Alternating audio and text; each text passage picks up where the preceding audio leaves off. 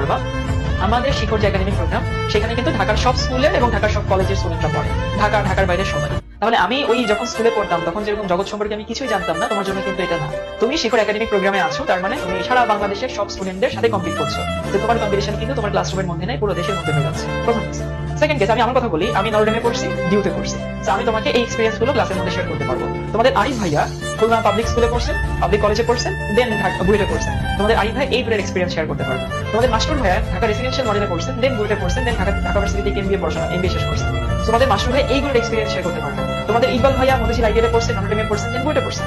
তো আমি এটা বলতে চাচ্ছি যে সারা দেশের সাথে কম্পিটিশন হওয়ার সাথে সাথে তুমি এই সকল ভার্সেটাইল মানুষ যারা দেশের নামি দামি সব জায়গায় এক্সপ্লোর করে আসছে, তুমি ক্লাসরুমে তাদের মুখে গল্প শুনবা, তাদের মুখে বিভিন্ন এক্সপিরিয়েন্স শুনবা। এগুলো আমি চাই তোমাদের স্বপ্ন দেখার সাহসটাকে আরেকটু বাড়িয়ে দিই।